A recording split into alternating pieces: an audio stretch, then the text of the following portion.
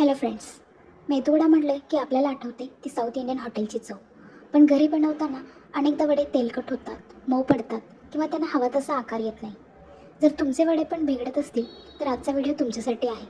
आज मी तुम्हाला सांगणार आहे अशा काही खास टिप्स ज्यामुळे तुमचे मेदूवडे बाहेरून प्रचंड कुरकुरीत आणि आतून कापसासारखे मऊ होतील. पहिली आणि महत्त्वाची टीप म्हणजे उडीद डाळ कधीही 4 ते 5 तासांपेक्षा जास्त भिजवू नका.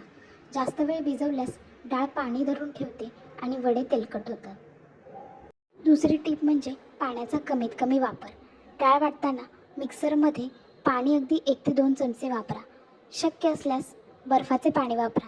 यामुळे मिक्सर गरम होत नाही आणि पिठाचा रंग पांढरा शुभ्र राहतो. लक्षात ठेवा, पीठ जेवढं घट्ट तेवढे वडे कुरकुरीत. आता पाहूयात वड्यांच्या कुरकुरीतपणाचं गुपित. वड्यांना हॉटेलसारखा कुरकुरीतपणा देण्यासाठी पिठामध्ये 1 ते 2 चमचे तांदळाचे पीठ किंवा बारीक रवा नक्की मिसळा. यामुळे वड्यांना एक वेगळीच क्रंची लेअर येते. चौथी गोष्ट म्हणजे पीठ फेटणे. हे सर्वात महत्त्वाचं आहे. डाळ वाटून झाल्यावर पीठ एकाच दिशेने 5 मिनिटे चांगले फेटून घ्या. पीठ हलकं झाले की नाही हे पाहण्यासाठी पाण्याच्या वाटीत पिठाचा गोळा टाकून पहा. जर तो तरंगला तर समजा तुमचं पीठ परफेक्ट आहे. नेक्स्ट, वडे नेहमी मध्यम आचेवर तळा. तेल खूप गरम असेल तर वडे बाहेरून जळतील आणि आतून कच्चे राहतील. आणि हो, मीठ नेहमी वडे तळण्यापूर्वी टाका, नाहीतर पिठाला पाणी सुटेल.